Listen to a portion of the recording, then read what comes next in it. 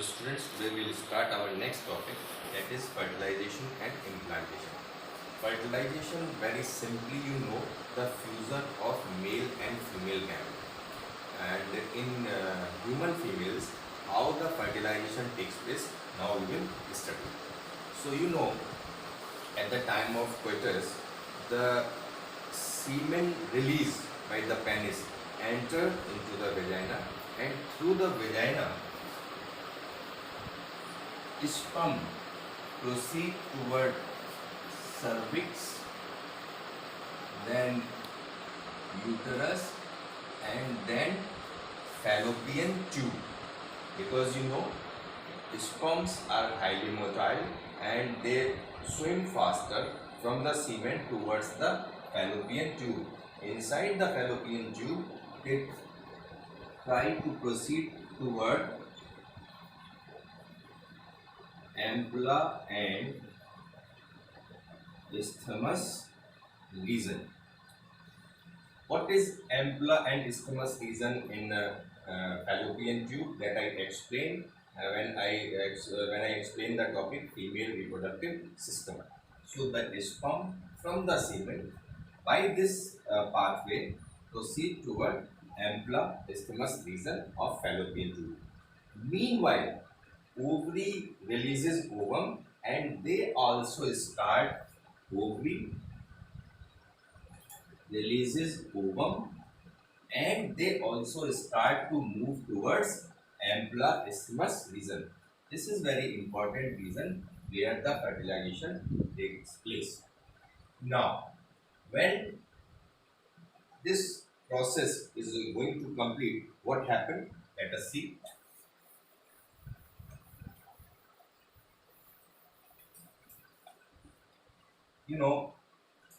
This is ovum. This is the outermost layer of ovum that I explained earlier, that is zona pellucida. One more layer, that is you will found in your diagram, that is corona radiata. So by the pathway that I discussed short before, when sperm proceeding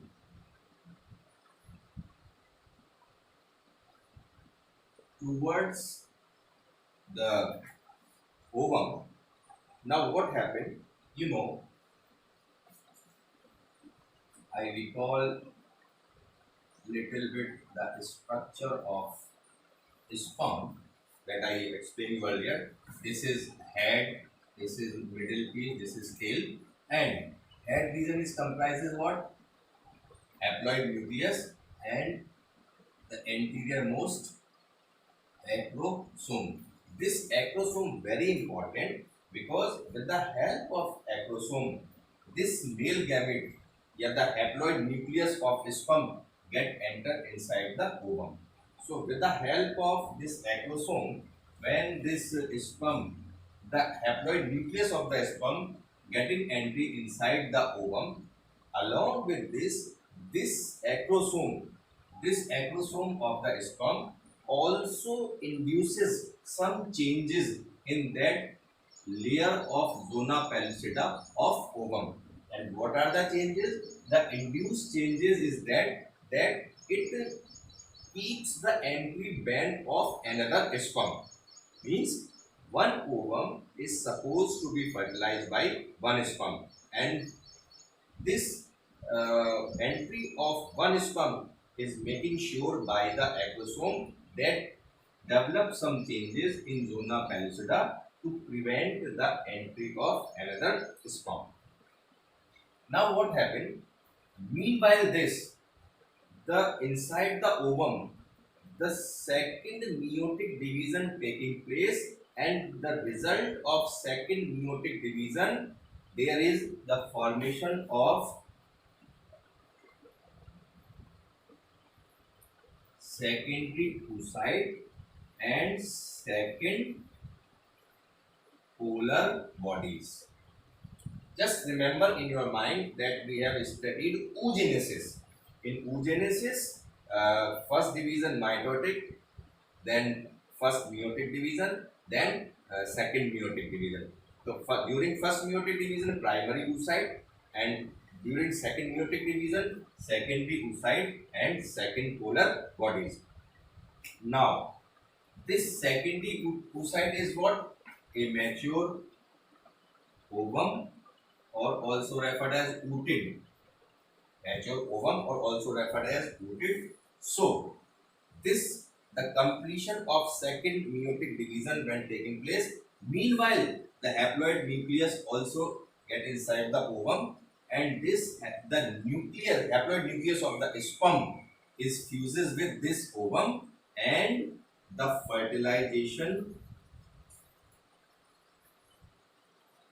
process is complete. So, in 12th class, dear student, fertilization is not the simple definition that you say कि fusion of male and female gamete is only fertilization.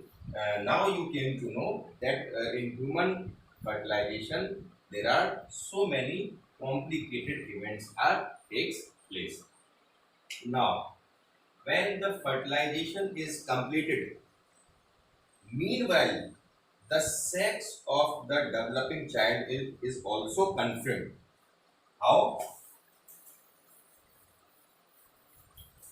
You know, in 10th class, you have studied that in male body, the chromosomal makeup is like XY of sex chromosome, and in female body, the chromosomal makeup is like XX. Means they are female body are homochromatic and male body are heterochromatic.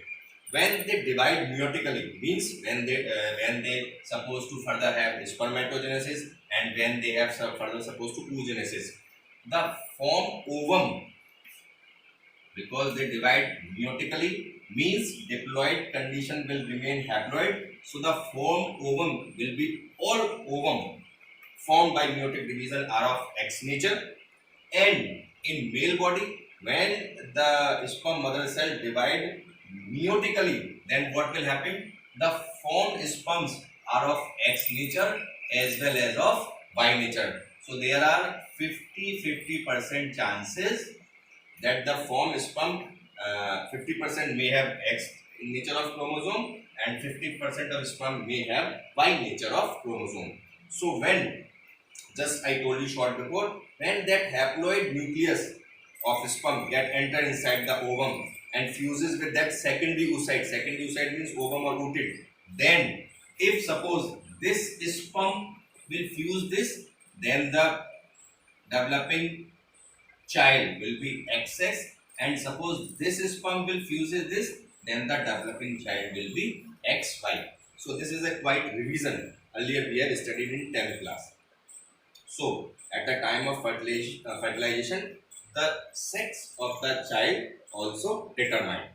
Now, fertilization you have studied, sex determination you have studied. Now the next is what? Implantation.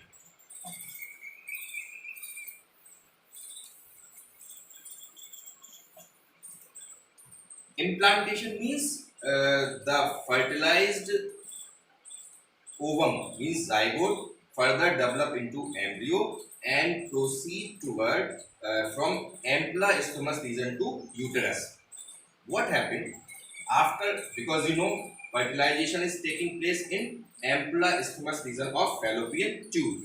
So afterwards, what will happen? That zygote divides mitotically. After fertilization, form zygote divide mitotically and form 2-cell stage, that again divide, form 4-cell stage, then again divide, form 8-cell stage, and again divide, that form 16-cell stage of that zygote.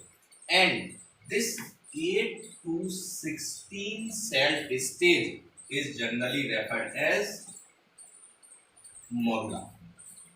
This 8 to 16 cell stage of morula means initially cell division, then the cell differentiation of the developing zygote is taking place. So this morula, so The cells that form morula are known as blastomeres.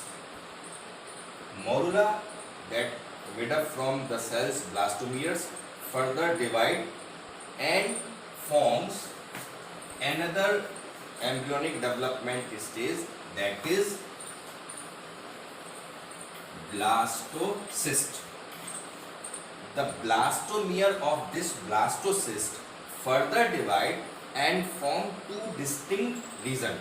And what are these two distinct regions? One is outermost trophoblast layer and the innermost is known as inner cell mass. Blastocyst. The blastomere cells of blastocyst further divide for the sake of embryonic development and they form two distinct layers or regions.